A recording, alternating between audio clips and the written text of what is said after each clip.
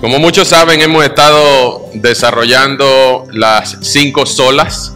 Estos últimos 3 domingos hemos estado hablando de las doctrinas de la salvación que se llaman las 5 solas.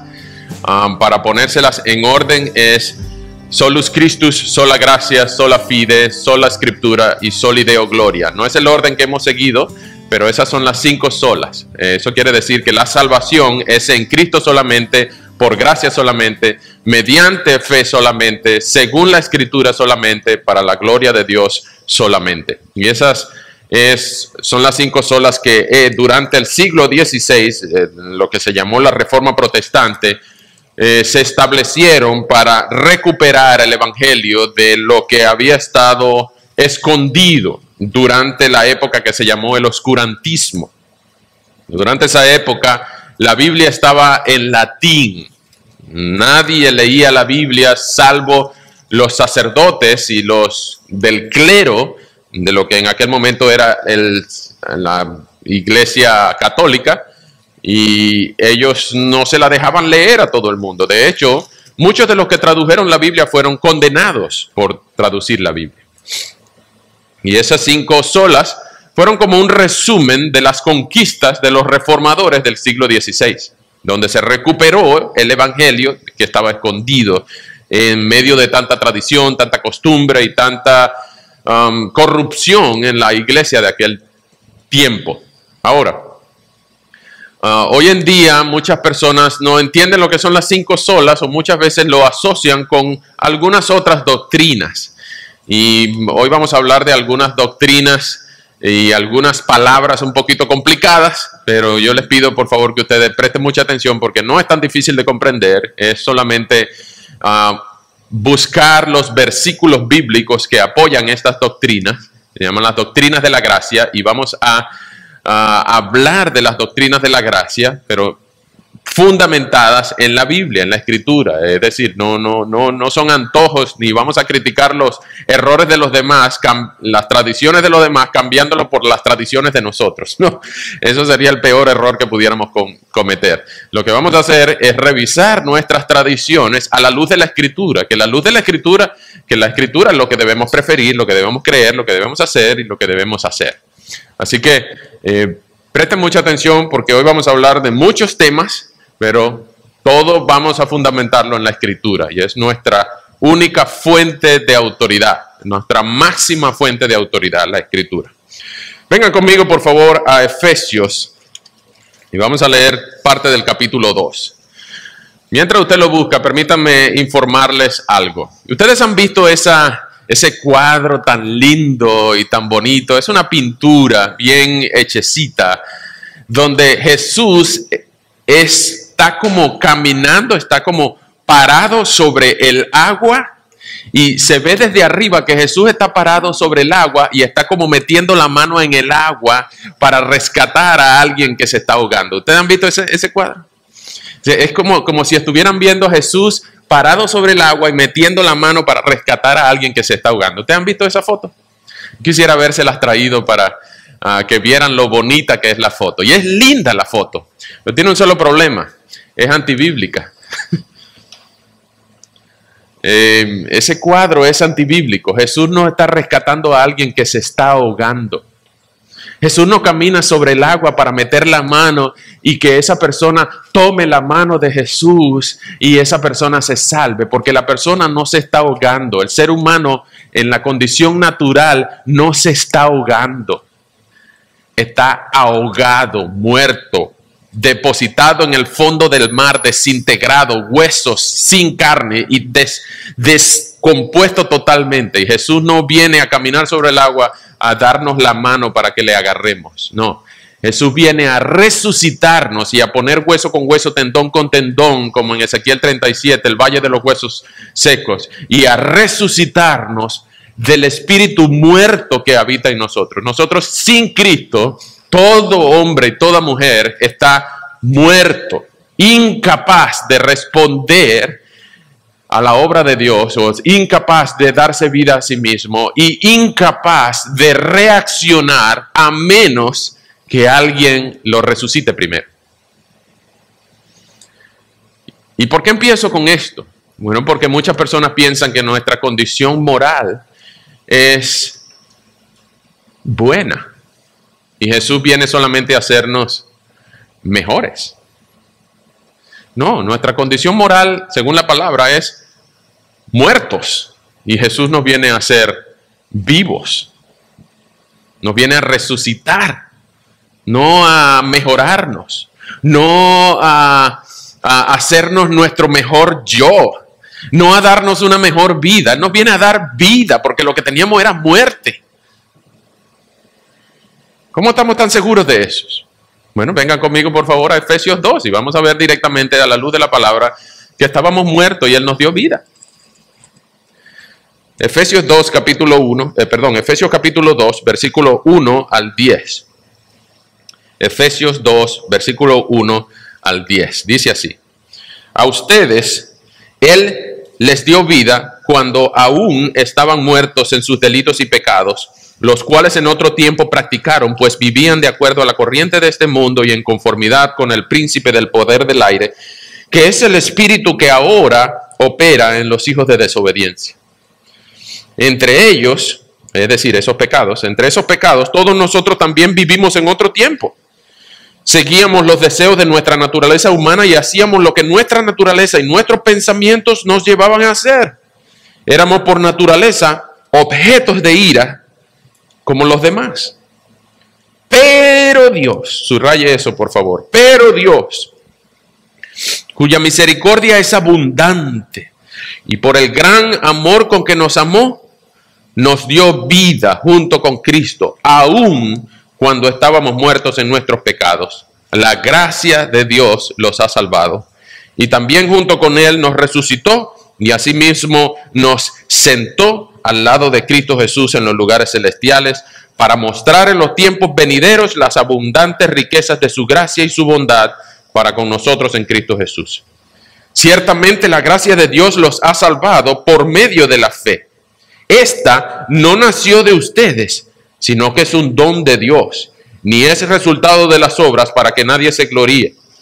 Nosotros somos hechura suya, hemos sido creados en Cristo Jesús para realizar buenas obras, las cuales Dios preparó de antemano para que vivamos de acuerdo con ellas. Amén.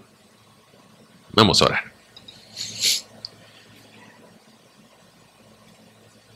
Señor, muchas gracias por tu palabra. Y gracias por darnos vida. Gracias por amarnos cuando no lo merecíamos. Por el gran amor con que nos amaste. Y porque eres grande en misericordia y abundante en misericordia. Depositaste tu gracia en nosotros y ahora somos hijos amados. No podemos sino agradecerte. No podemos sino adorarte por todo lo que has hecho en nosotros. Por darnos vida cuando éramos incapaces de responder a tu llamado. Tú nos resucitaste y nos diste un corazón de carne en nuestro lugar del corazón de piedra que teníamos. Pero rogamos, Señor, que sigas añadiendo gracia a nuestra vida. Sigas dándonos de ti y haciéndonos cada vez más como Jesucristo. Y en el día de hoy, Señor, rogamos que nuestras tradiciones sean filtradas por la palabra de Dios y todo lo que nos enseñaron que no está de acuerdo a tu palabra, estemos dispuestos a deponerlo por amor a lo que tú hiciste por nosotros, por amor a ti que lo eres todo, por amor a ti, Señor, que eres el autor y perfeccionador de nuestra fe. Rogamos también que si hay alguien que escucha, pero su corazón es aún de piedra, Señor, por el poder de tu palabra, por la obra de tu Espíritu, tú puedas ablandar ese corazón de piedra y poner uno de carne, para que pueda oír tu palabra y pueda creer en ti y venir a la fe y al arrepentimiento. Señor, oramos en esta hora que tú nos enseñes directamente de tu palabra. Que nos enseñes todo lo que tú quieres que aprendamos hoy y nos edifiques, Señor. Ayúdanos a celebrar tus conquistas y ayúdanos también a depender de ti incluso para respirar. Te amamos, Señor. En el nombre de Jesús. Amén. Bien, hermanos, hoy vamos a hablar de la sola gracia. Y ustedes ven en el versículo 5 y en el versículo 8 que en Efesios 12 nos dice que es por gracia y eso contrasta con las obras. En el mundo católico, ellos creen que la gracia salva, que la gracia de Dios salva, que la gracia es el método que Dios usa para salvar. El problema con los católicos es que no creen que la gracia sea el único método o que la salvación sea solamente por gracia, sino que hay que añadirle también buenas obras. Por eso, universalmente, 9 de cada 10 personas, noten bien, 9 de cada 10 personas piensan que para poder ir al cielo tienen que ser buenos. Tienen que hacer buenas obras. Pero no es por buenas obras que vamos a ser salvados. Es por gracia. Y es solamente por gracia. No es gracia más obras. Es solamente por gracia. Por eso la sola de hoy se llama sola gracia. Es solo por gracia. Mediante fe, solo por gracia, mediante fe en Jesucristo solamente. Y es muy importante que entendamos eso, porque el cristianismo no es ajeno a las buenas obras.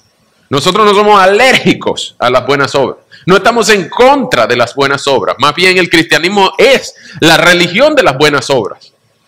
El problema es que mucha gente cree que para ir al cielo hay que hacer buenas obras. No.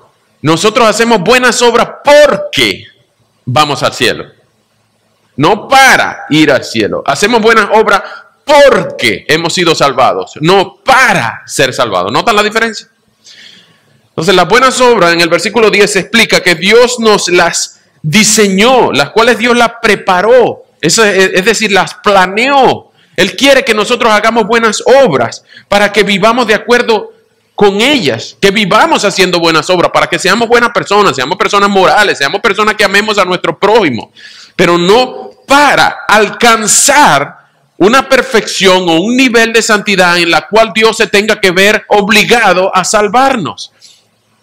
Porque nadie puede ser salvado por las obras, es lo que dice en Romanos. Nadie puede ser salvado por las obras. Porque nunca seremos capaces, no de mantener un balance bueno en nuestras obras, que es decir, que las buenas sean más que las malas y que las buenas pesen más que las malas. Y Dios dice, bueno, tienen 1000 obras buenas y al menos 2 malas.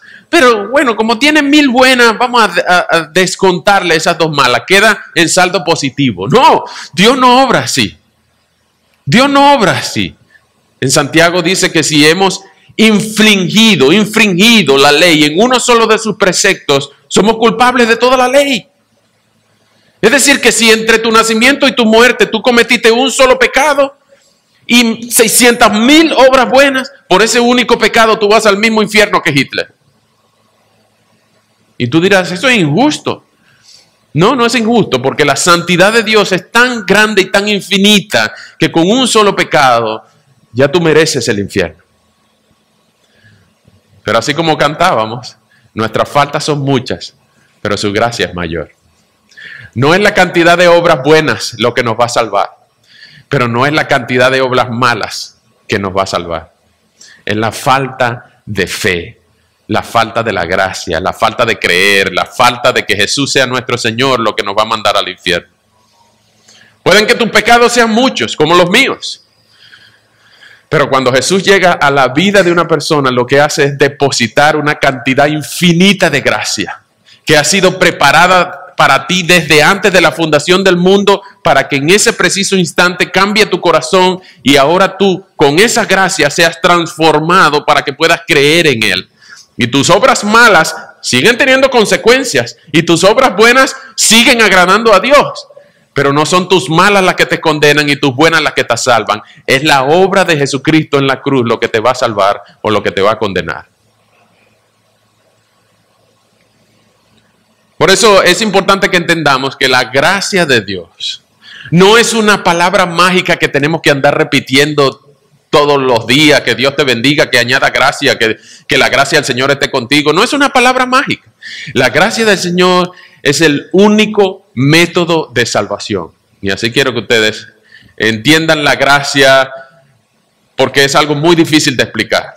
La gracia de Dios es algo muy amplio, pero referente a la salvación, es el único método de salvación. Es el único método de salvación. Dios no salva de ninguna otra manera que no sea la gracia depositada en tu cuenta. La gracia de Dios en tu cuenta espiritual es lo único que te puede salvar. Ahora, la gracia tiene varias características. Vemos en el capítulo 2 de Efesios que Él nos la dio aun cuando estábamos muertos en nuestros delitos y pecados. Es decir, es impedible. Tú no puedes pedir la gracia porque tú estás inhabilitado espiritualmente. Tú estás muerto. Antes de Cristo estamos muertos, estamos inhabilitados. Estamos incapacitados espiritualmente para poder pedir la gracia antes de que la recibamos. ¿Ustedes se acuerdan aquel pasaje en Juan 11 donde el amigo de Jesús, el amigo de la infancia de Jesús y las hermanas y sus hermanas Marta y María, Lázaro murió? Amigo de Jesús, que tanto que es el único lugar, uno de los dos lugares donde se dice que Jesús lloró, porque se murió su amigo Lázaro. Y aquella conversación con Marta y María, pero lo que quiero que presten atención en este momento es que cuando Lázaro estaba en la tumba, Jesús llega 3 días tarde. 3 días tarde. Y Lázaro ya estaba descompuesto. De hecho, María le dice: Maestro, no abra la tumba porque ya hiede. Y Jesús dice algo que contradice, es contraintuitivo. Dice: no te he dicho que si crees verás. El mundo dice ver para creer. Pero Jesús le dijo a María, la hermana de Lázaro: no te he dicho que si crees verás la gloria de Dios. Entonces, cuando Jesús llama a Lázaro, ocurre algo muy interesante. Lázaro estaba muerto y en proceso de descomposición. Una cosa que ninguno de nosotros quisiera ni oler, ni mucho menos ver.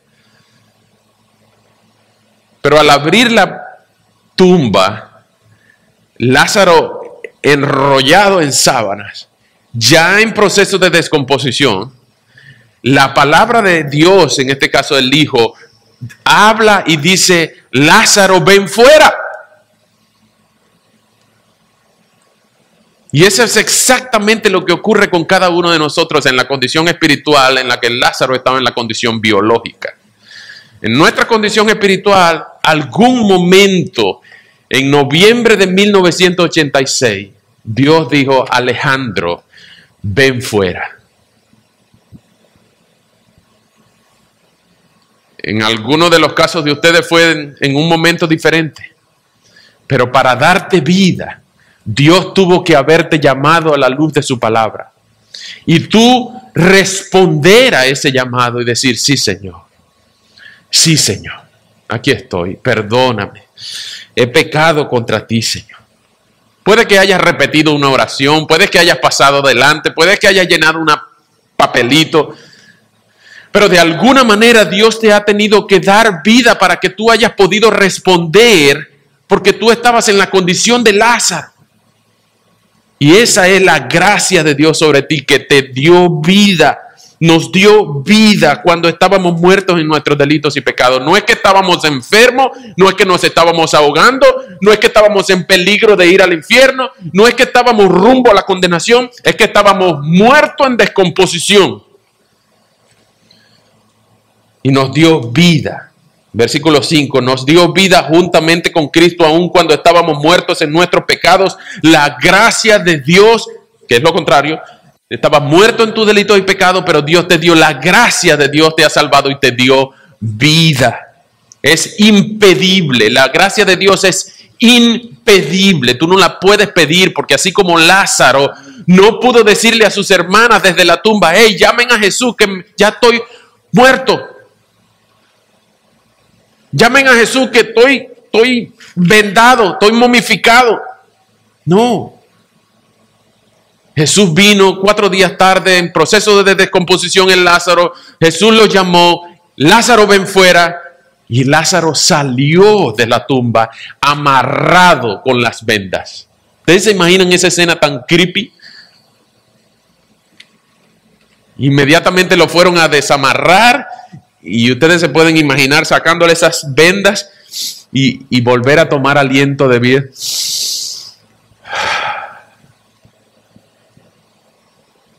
Esa es la conversión de un incrédulo, ilustrada en un proceso biológico.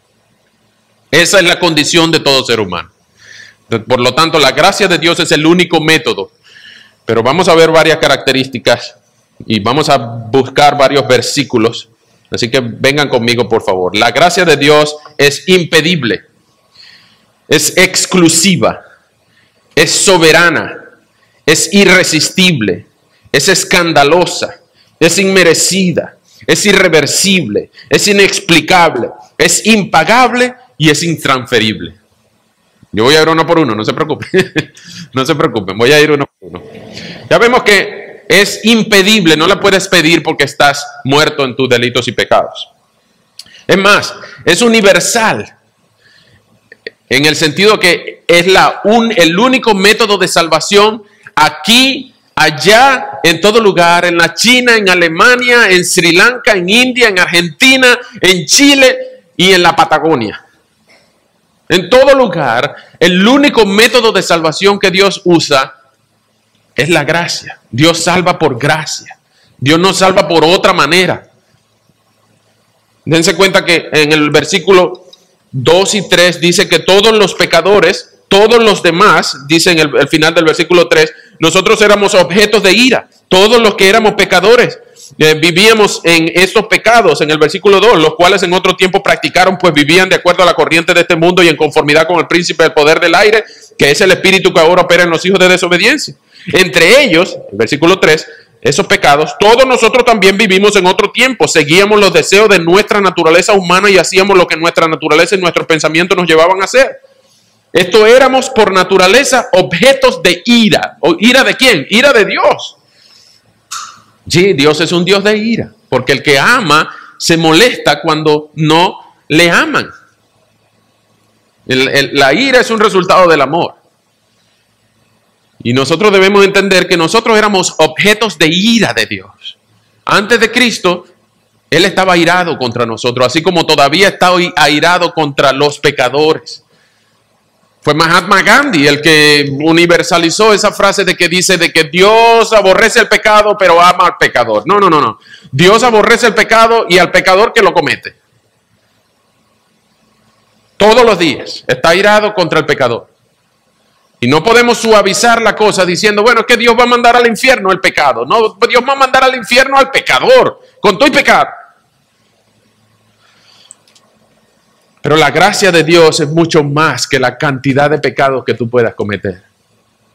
No la puedes pedir, pero tampoco la puedes resistir. ¿Por qué? Porque la ira de Dios es irresistible. Es irresistible. Cuando Dios quiere salvar, no hay libre albedrío que lo detenga. Hay mucha gente que piensa que el libre albedrío está en contra de la Biblia. No, la Biblia enseña el libre albedrío. Pero es un libre albedrío que no es libre. Específicamente el libre albedrío salvífico para salvación. Recuerden que no nos estamos ahogando, estamos ahogados. No es libre nuestra capacidad de decidir. Sin Dios no es libre nuestra capacidad de decidir por Él. Por lo tanto, nuestro albedrío, nuestra capacidad de tomar decisiones para amarlo a Él, está manchado por el pecado en el cual nacemos. Si es verdad, el libre albedrío solamente 3 personas lo tuvieron en la historia. Adán, Eva y Jesús. Porque fueron los únicos que en algún momento de su vida no tuvieron pecado. Jesús nunca, pero Adán y Eva antes de la caída nunca tuvieron pecado. Por lo tanto, sus decisiones no estaban manchadas por la tendencia hacia el pecado. Nosotros nacimos en pecado, nunca hemos tenido un libre albedrío libre. Hemos tenido albedrío para decidir si comer arroz o sopa, si queremos comer pollo o carne, si queremos ser vegetarianos o carnívoros. Todas las cosas podemos decidirlo según el consejo de nuestra razón. Pero en cuanto a la salvación, no podemos buscar a Dios. Dice en Romanos 3 que no hay justo ni aun uno, no hay quien busque a Dios, no hay nadie bueno, todos se perdieron como ovejas, todos se descarriaron, porque no hay justo ni aun uno. No hay nadie que busque a Dios. Entonces no existe una persona que sin la intervención, sin la iniciativa de Dios, busque a Dios porque no tiene nada mejor que hacer. No, quien busca a Dios es porque Dios lo ha buscado primero. Así que la gracia de Dios es irresistible. Es soberana. Cuando Dios quiere salvar, no hay libre albedrío que se le oponga. En Romanos 9, 10 al 16, vengan conmigo por favor. Romanos 9, 10 al 16. Algunos piensan que la gracia es injusta o que Dios es injusto porque salva a unos y no a otros. Ya vamos a ver. Pero la gracia de Dios es soberana. Y este mismo pasaje está enraizado en Éxodo 33, 29. Pero vamos a ver Romanos 9, 10 al 16 para que veamos esto. No solo esto, también sucedió cuando Rebeca concibió de un solo hombre, de nuestro antepasado Isaac. Aunque sus hijos todavía no habían nacido ni habían hecho algo bueno o malo, y para confirmar que el propósito de Dios no está basado en las obras, sino en el que llama, se le dijo, el mayor servirá al menor. Y como está escrito, a Jacob amé, pero a Esaú aborrecí. Entonces, ¿qué diremos? ¿Que Dios es injusto? Pues de ninguna manera. Porque Dios le dijo a Moisés, tendré misericordia del que yo quiera, y me compadeceré del que yo quiera. Así pues, no depende de que el hombre quiera o se esfuerce, sino de que Dios tenga misericordia. Entonces no depende de las buenas obras. Depende de que Dios tenga gracia, añada gracia, tenga misericordia de esa persona. La gracia de Dios es soberana. Es soberana. Y ustedes podrán decir, bueno, pero yo sigo teniendo la decisión si lo quiero o no lo quiero. No, tú no tienes ninguna decisión. Porque cuando Dios te llama y deposita su gracia sobre ti, Él te hace querer. Tal como a Lázaro. ¿Ustedes creen que Lázaro tirado en esa cama de piedra volvería a respirar y no iba a salir de la tumba? Sería bien cómico que Jesús llamándolo desde afuera, Lázaro, ven fuera. Y Lázaro desde adentro le diga, no, ven tú. No. Cuando Dios despierta al espíritu muerto en el pecador, lo hace amarlo a Él. Hace que respondamos a Él. Hace que ahora digamos, wow. Y algo en tu cabeza hace clic diciendo, es decir que sin Dios yo puedo pasar la eternidad y voy a pasar la eternidad en el infierno, en la condenación. Nada más por conveniencia te conviene, pero la conveniencia dura poco. Pero por el amor que Dios pone en ti, ahora te hace amarlo, te hace buscarlo. Y seguramente ustedes han encontrado gente que antes blasfemaba de los evangélicos y le tiraba piedra a los evangélicos y se burlaba de los evangélicos y ahora es evangélico. Porque saben que cuando la gracia de Dios se deposita en una persona, ese corazón de alguna manera cambia para amar lo que antes odiaba y para odiar lo que antes amaba. Y esa es la gracia transformadora de Dios. Es soberana, es irresistible. Es inmerecida. La gracia de Dios es inmerecida. Vengan conmigo por favor a 1 Corintios 1. Y esto está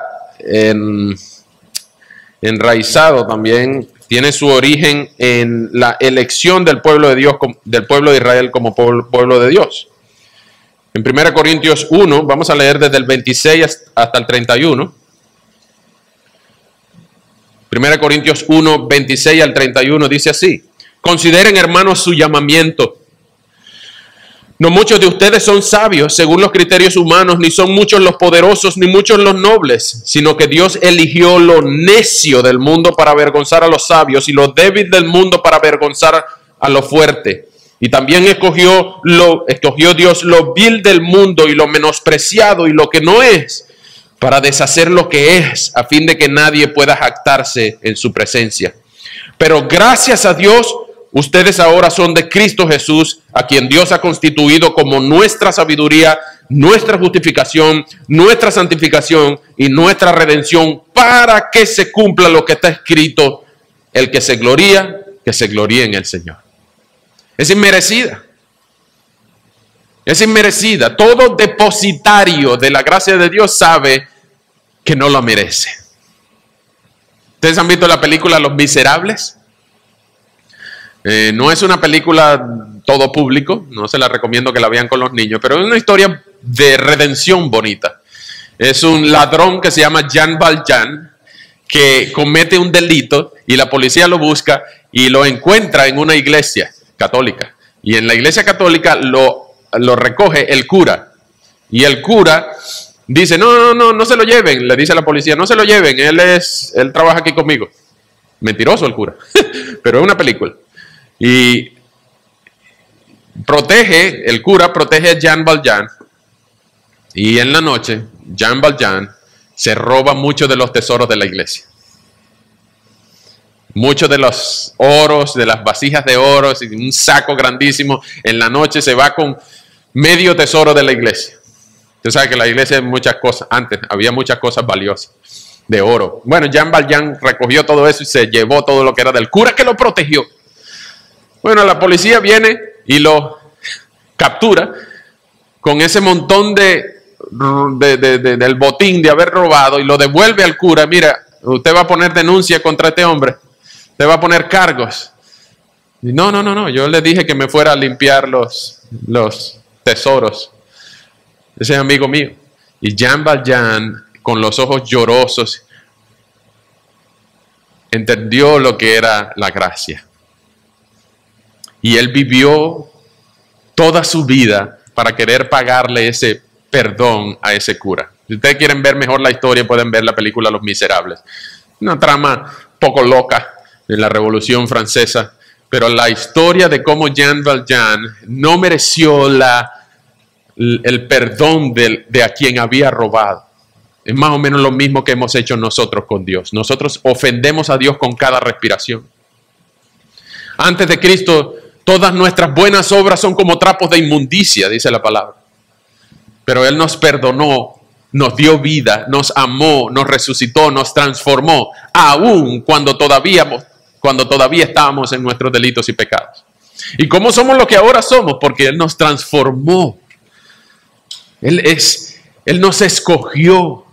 Él nos hizo renacer para una esperanza viva. Él nos regeneró, cambió el corazón. Él transformó nuestros deseos y lo que éramos antes, ahora lo transformó para que lo amemos a Él. Y no para que le paguemos, porque así como la gracia es inmerecida, es irresistiva, es soberana, es irresistible, es también impagable. Ninguno de nosotros jamás podrá pagarle a Cristo lo que hizo por nosotros. Jamás podremos pagarle a Dios el precio que costó nuestra salvación. El costo infinito de la sangre valiosa del infinito santo Hijo de Dios. Es impagable. La gracia de Dios es impagable. No pienses tú que algún día tú vas a poder pagarle a Dios lo que hizo por ti y ya no vas a tener que rendirle cuentas a Él, ya no vas a tener que amarlo más porque ya le pagaste lo suficiente. No, nunca podremos pagarle, porque el precio de la sangre de Cristo es impagable. Así que la gracia de Dios es también impagable. Es irresistible, es inmerecida, es escandalosa también.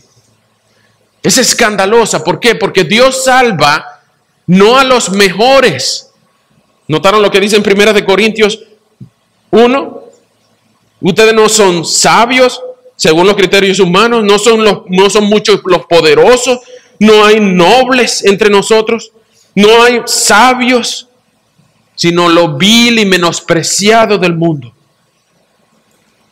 Nosotros no somos lo mejor. Igual cuando el pueblo de Israel, Dios lo eligió, no era el mejor de los pueblos, no era el más numeroso de los pueblos, no era el más fuerte de los pueblos, pero a Dios le plació salvar al más débil de los pueblos para mostrar que el fuerte es Él.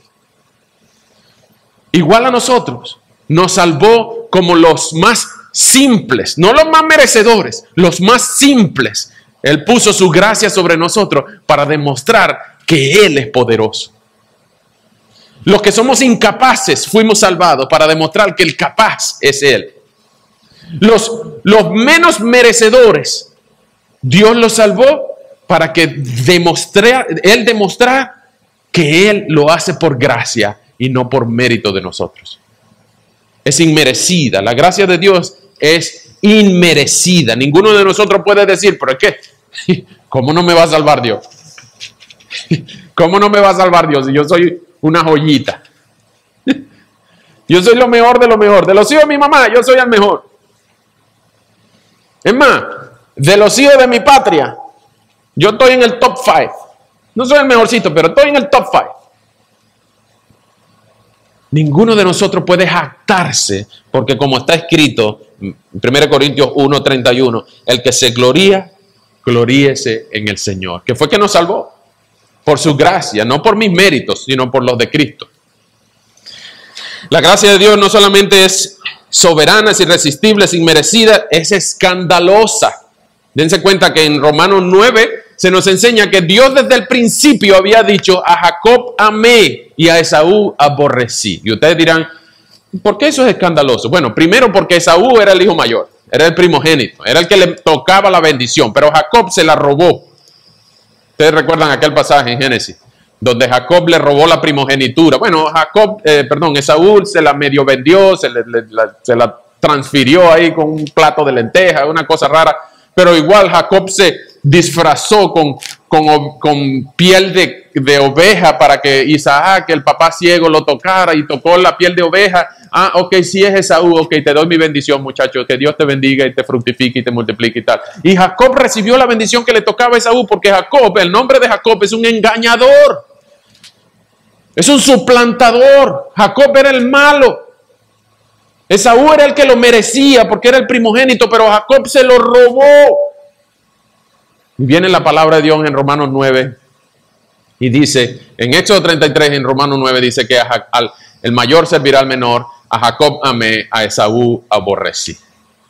Spurgeon en uno de sus mensajes cuenta que una vez una señora, tratando de entender esto de la gracia inmerecida, le preguntó: pastor, ayúdeme a entender por qué la palabra dice que a Jacob amé y a Esaú aborrecí. Y Spurgeon le preguntó: ok, hermana, pero ¿cuál parte es la que usted no entiende? Bueno, ¿cómo pudo Dios amar a Jacob si él era el malo? ¿O cómo pudo despreciar Dios a Esaú, que era el que se lo merecía? Y Spurgeon le responde: no, yo sé por qué Dios aborreció a Esaú. Lo que no sé es por qué amó a Jacob. Porque si es verdad, Esaú se lo merecía porque era el primogénito, pero Dios lo aborreció porque era pecador igual. Pero Jacob no solamente era pecador igual, sino que era peor que su hermano. Era un ladrón y lo escogió para cambiarle el nombre y ser Israel, el padre de las naciones. Entonces es inmerecida, es escandalosa. El hecho de que tú estés aquí no es porque tú te lo hayas merecido. Es porque tú no eras bueno. Es verdad, tú no eras un segundo Hitler. Tú no eras un segundo Mussolini. Tú no eras un segundo dictador de cualquiera de los países. Tú no eras lo peor que pudo haber en tu familia. Pero no merecías ir al cielo. Ni tú ni yo merecíamos ir al cielo. Por lo tanto, la gracia de Dios es escandalosa. Es escandalosa. En el cielo ustedes verán gente que ustedes se van a sorprender. ¿Qué? ¿Cómo hiciste tú para llegar aquí? Por la gracia de Dios. Y ¿saben qué? Ustedes no se van a encontrar gente que ustedes estaban seguros que iba a estar allá. Hey, ¿dónde está fulano? Tengo 1000 años buscándolo a fulanito o fulanita. No cuadró. ¿Por qué? Porque a Jacob amé y a Esaú aborrecí. Entonces no piensen que porque una persona sea, wow, súper buena, eso va directo al cielo, no. Es por la gracia de Dios que tú vas al cielo. No hay otra manera. Es inmerecida, es escandalosa, es inmerecida, es impagable, pero también es exclusiva, ¿saben? Es exclusiva. No puede ser verdad el punto de vista católico que enseña que es por gracia más fe, perdón, gracia más obras. ¿Por qué? Por esto que vamos a leer. Vengan conmigo por favor a Romanos 11. En Romanos 11, 6 se nos dice que, bueno, vamos a leerlo mejor. Romanos 11, 6. Dice, bueno, vamos a leer desde el 5. De la misma manera, aún en este tiempo ha quedado un remanente escogido por gracia. Y si es por gracia, ya no es por obras. De otra manera, la gracia ya no sería gracia. Y si fuera por obras, ya no sería por gracia. De otra manera, la obra ya no es obra. Es exclusiva. O la gracia es sola o no es gracia nada. ¿Por qué? Porque si es gracia más obras ya no es gracia. Si tú te pudieras salvar por tus buenas obras, entonces en vano murió Cristo. Si tú te pudieras salvar sin Cristo, entonces en vano nosotros predicamos. Lo que tenemos es que ayudar a la gente a ser bueno. ¿No? La predicación del evangelio tiene que ver con creer en Cristo, porque es el único método de salvación. Ninguno puede ser salvado por las obras de justicia, ni por muy bueno que sea. Ninguno de nosotros puede borrar nuestra cuenta de pecados, aunque sea uno que hayamos cometido, nos hace merecedores del infierno. Por muy bueno que seas, no vas al cielo. Ninguno irá al cielo por ser bueno. ¿Recuerdan aquella cancioncita? De que por qué se fue, por qué murió, por qué el Señor me la quitó, se ha ido al cielo y para poder ir yo, tengo también que ser bueno para estar con mi amor. No, no tiene que ser bueno para estar con mi amor. Aparte de aprender a manejar y no andar volado en la noche en las curvas, tienes que aprender que la gente es salvo solo por gracia mediante fe en Jesucristo solamente. Solamente por gracia, solamente por fe, solamente en Jesucristo. Y la gracia no solamente es irresistible, es soberana, es inmerecida, es escandalosa, es exclusiva, sino que también es irreversible. Es irreversible. Cuando Dios deposita su gracia, jamás la retira.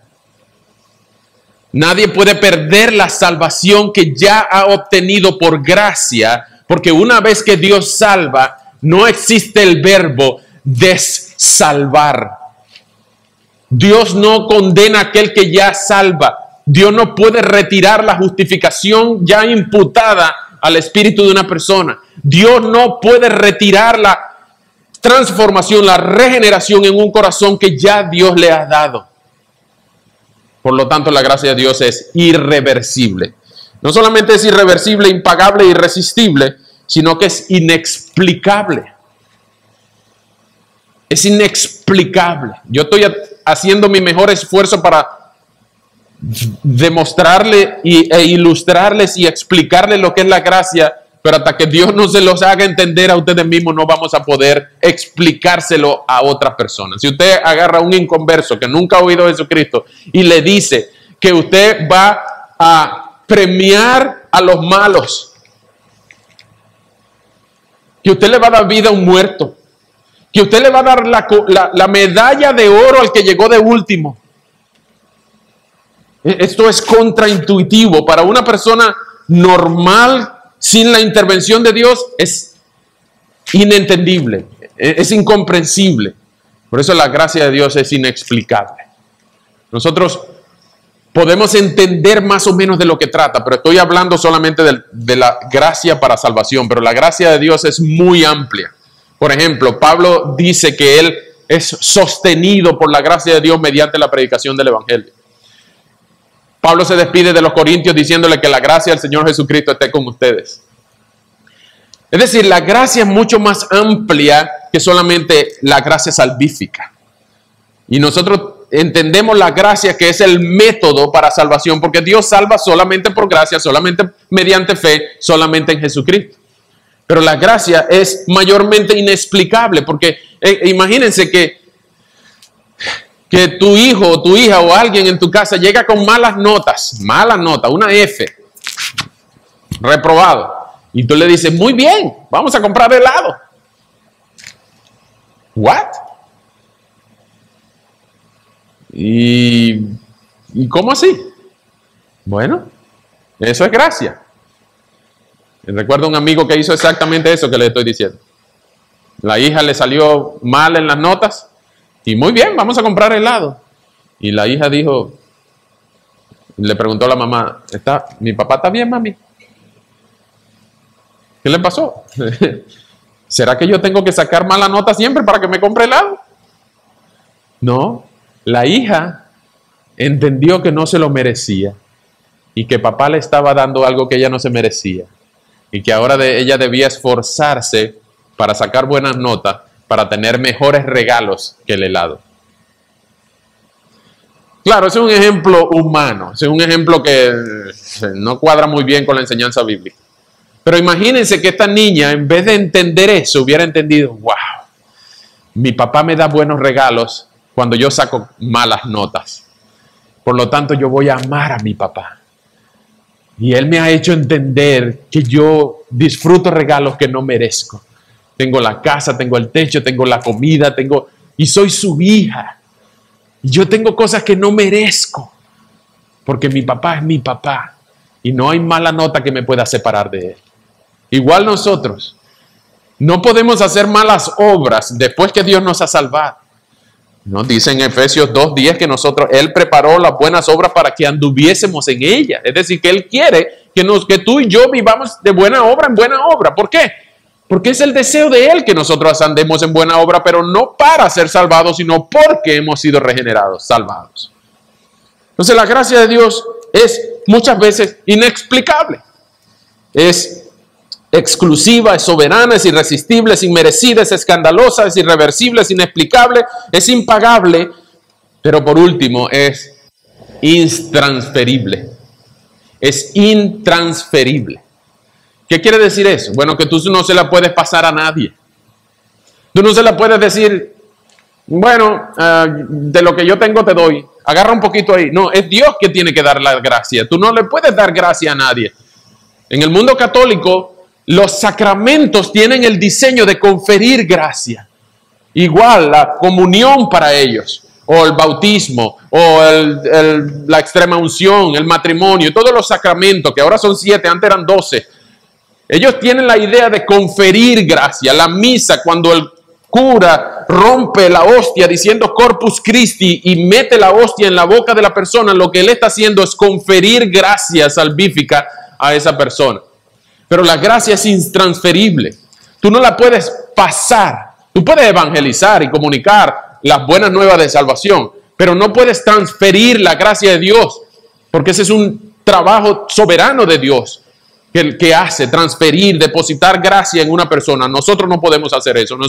Nuestra misión es hacer discípulos, comunicar las buenas nuevas de salvación. La gracia es intransferible. Muchas veces nosotros nos preguntamos, por ejemplo, ¿por qué yo sí soy receptor de su gracia y mi tía no? O mi papá no, o mi hijo no, o mi esposa no, o quien sea no. ¿No es injusto Dios al salvar a unos y a otros no, incluso en la misma familia? No, Dios no es injusto. Dios a todos les da justicia, pero a algunos les da gracia.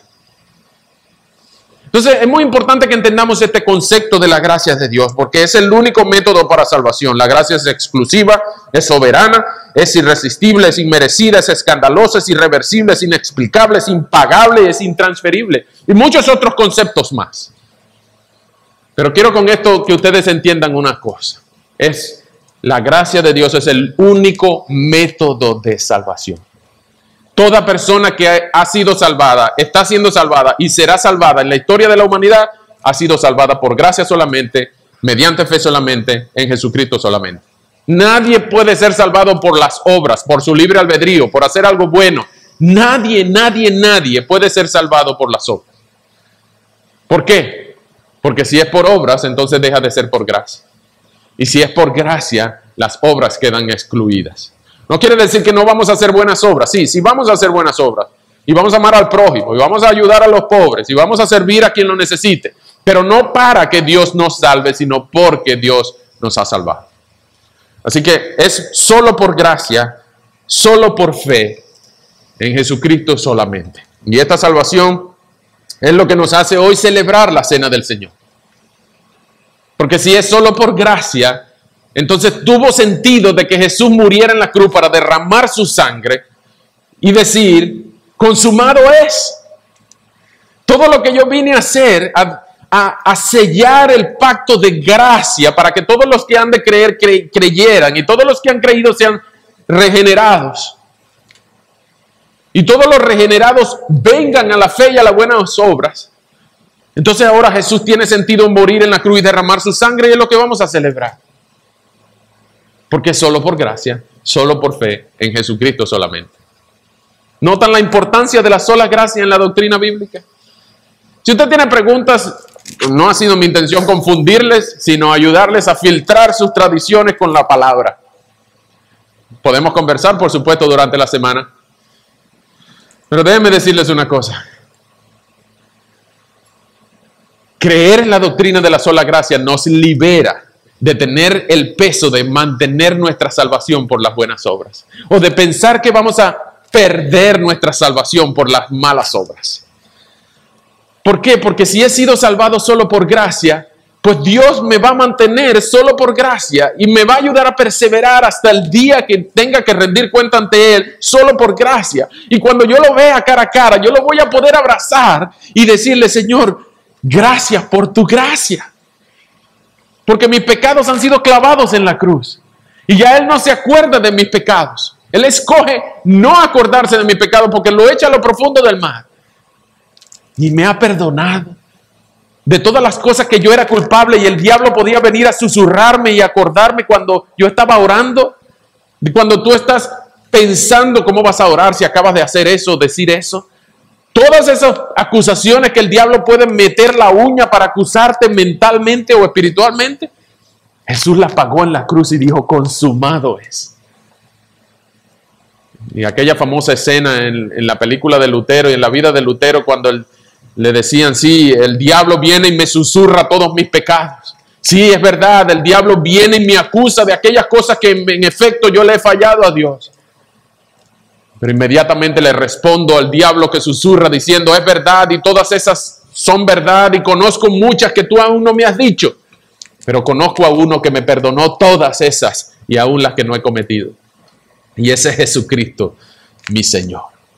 ¿Es Jesús tu Señor también? Ha pagado Jesús todas tus culpas, todos tus pecados. Te ha salvado por gracia mediante fe en Jesucristo solamente.